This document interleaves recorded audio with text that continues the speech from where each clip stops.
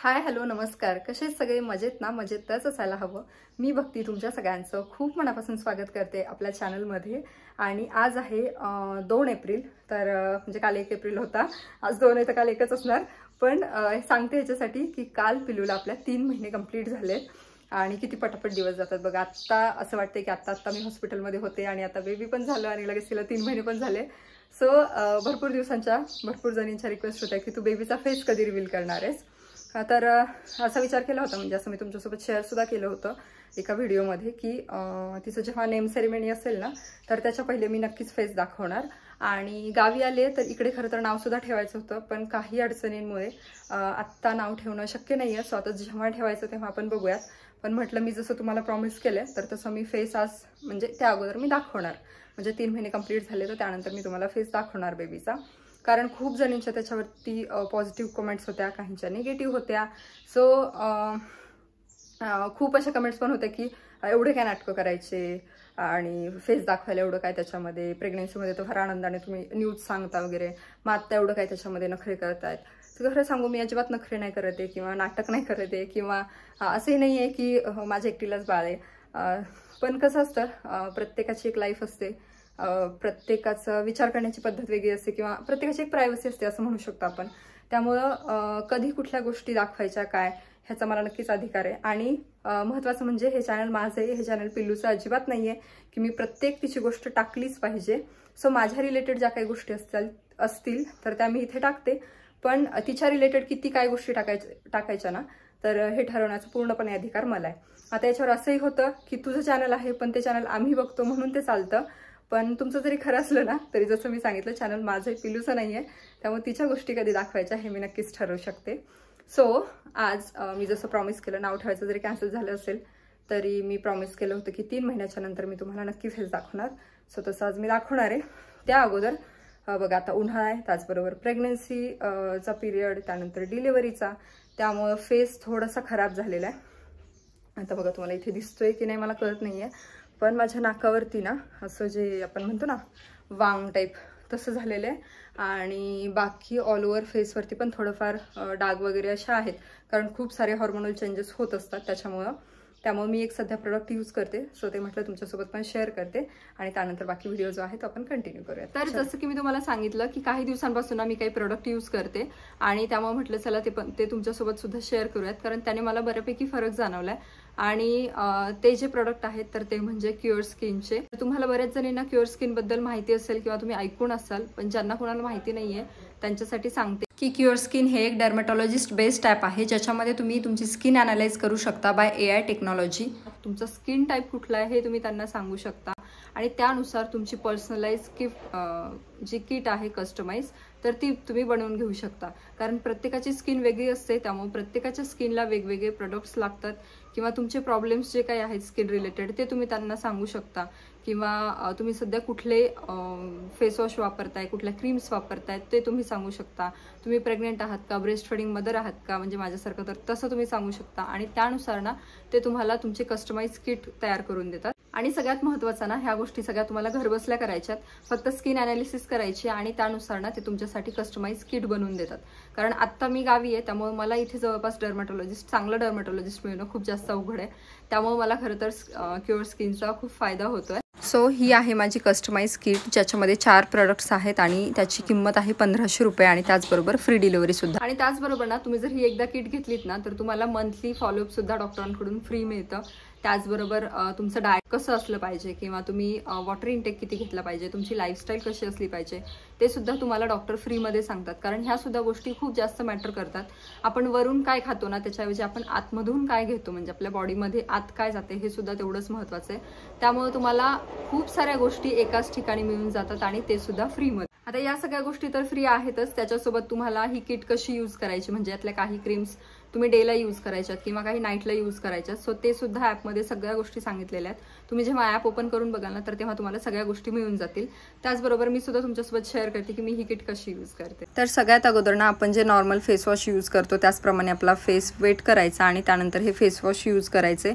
Face wash करून झाल्याच्या नंतर डॅब मोशनमध्ये टॉवेलने ते क्लीन करायचे आणि त्यानंतर मिनरल सनस्क्रीन जे आहे तर ते यूज करायचे.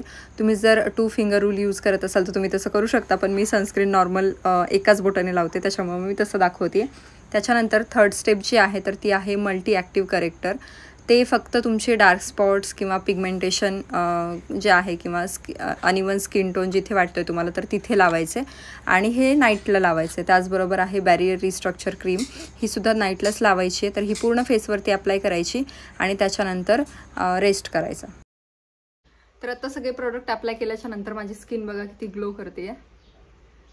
आणि एवढे प्रोडक्ट अप्लाय करून सुद्धा अजिबात असं काहीतरी चिपचिप किंवा असं अजिबात काहीतरी फेसवरती खूप जास्त काहीतरी अप्लाय केले असं अजिबात वाटणार नाही.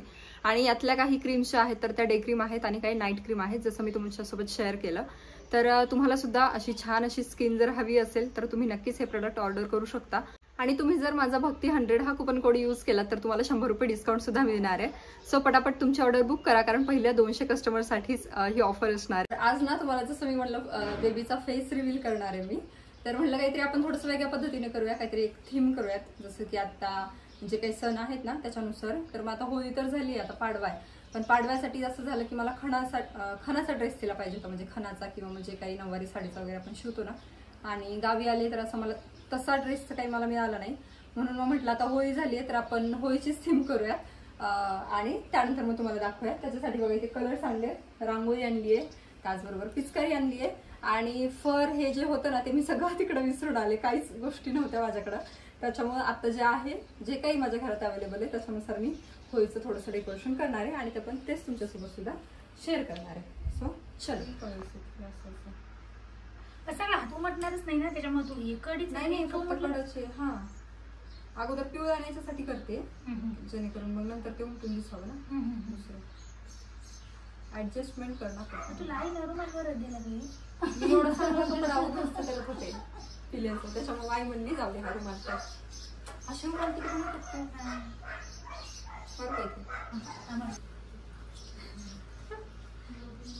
ते शेवटी हळदीच आहे ना, कलरचा फरकच पडणार. ठीक आहे. असे थोडेसे इकडे टाका, मध्ये आपण ठेवू ना. हा तसं थोडं पांगून हात लांबव ना, असे असं करा ना बोट. हा बरं बस बस.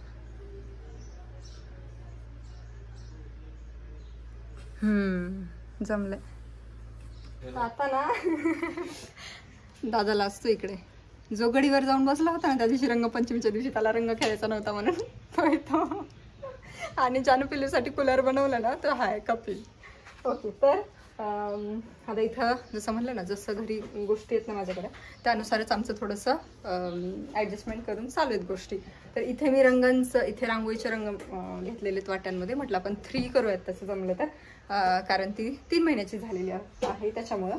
पण ते पण काही तेवढं क्लिअर वाटत नाही आहे बघा. आता इथे दिसतंय का तुम्हाला? वाटत असेल तर सांगा, पण बघूयात कसं दिसतंय ते. आणि बाकी जे रुमालवरती छापे मारले होते ना, हे बघा असे, तर ते आता रुमाल थोडा सुकट टाकलाय. म्हटलं जेणेकरून ना बेबीला जर चुकून लागलं तर त्याचं काही इन्फेक्शन वगैरे होऊ नये, अंगाला चिटकू नये, त्याच्यामुळं म्हणून आता ते केलेलं आहे. आणि बाकी काय नाही, आता पिलूला उठवायचं आहे, तिला ड्रेस घालायचा आहे. माझ्यासोबतच ह्या आहेत माझ्या आंटी. सो ह्यांच्या पण मुलीचं फोटोशूट करायचं, त्यांनी पण काही केलेलंच नव्हतं. आता किती 9 महिन्याची झाली ना.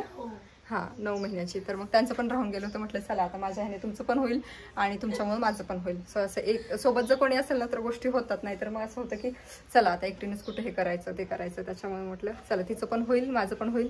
सो आज मी बेबीला तर दाखवते, त्या कम्फर्टेबल असतील तर त्यांच्या पण बेबीला दाखवते, अदरवाईज फक्त तुम्हाला पिल्लू बघायला मिळेल. सो चलो.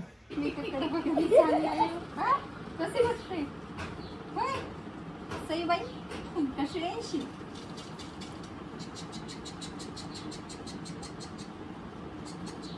मावशीचं आणि पिल्लूचं फोटोशूट एकत्र.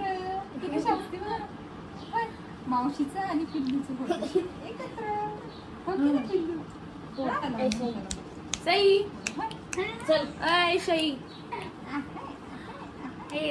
तुझ्या पप्पाची कार्बन कमी वाटायची पाहिजे. ओके. कोण ही का? पडी पडी पडी.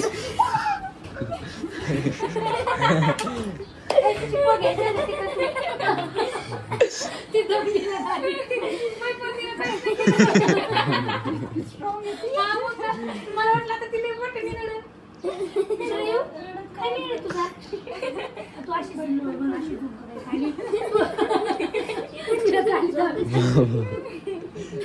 याच्यात मावशी तू शूट झालं. काळजी घे.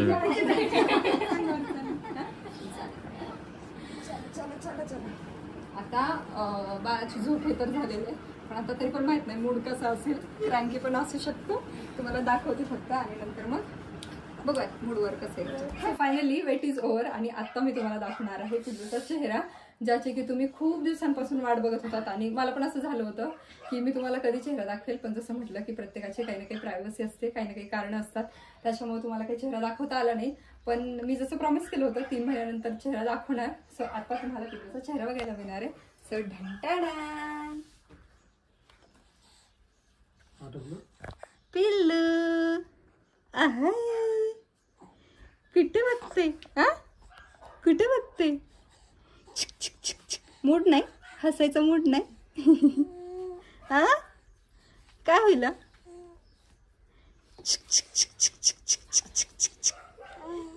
ओ काय करू, रडायला येते, गरमी होती अगं बाई. बघा आता किती सगळा गोंधळ चालू आहे. इकडे ही कधीच रडत नाही, पण आज नेमकं तिने रडायला चालू केलं आणि त्याच्यामध्ये आईची घाई की नाही अजून तिला ह्या ड्रेसवर पण तिचे थोडेसे फोटो काढ आणि ह्या ड्रेसवर पण तिला दाखव.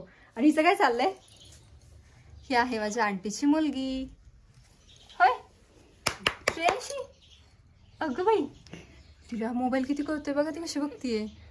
अय गोलू गोलू मोलू, अय गोलू मोलू. तिच्याच नादात घेऊन गेली एकदम. हा पकडा चला. आऊ पिल्लू तिच्याकडे बघून हसायला लागली. हा तिला मज्जा वाटते बघा, तिला वाटते माझ्यासारखं कोणीतरी दिसतंय मला. इकडे साईडला ठेवा आपण तिच्या दोघींचे फोटो काढू. आंटी इथे ठेवा तिला, तिला थोडं पलीकडे घेऊन.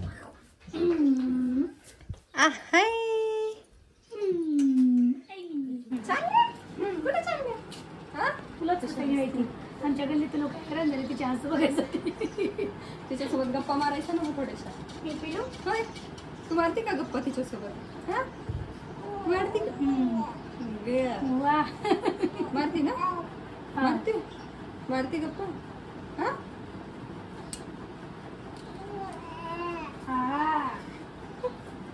तरी पण आज तेवढा मूड नाही, कारण ना झोपली होती आणि मग आता ठरवलं होतं सगळं फेस वगैरे दाखवायचं, त्याच्यामुळे मी तिला तसेच कपडे घातले आणि तुमच्यासमोर आणलेले, हो की नाही. त्यामुळे ती थोडीशी मूड खराब झाली. मावशी मूड खराब झाला का? मावशी पडली ना. मावशी कशी पडली? मावशी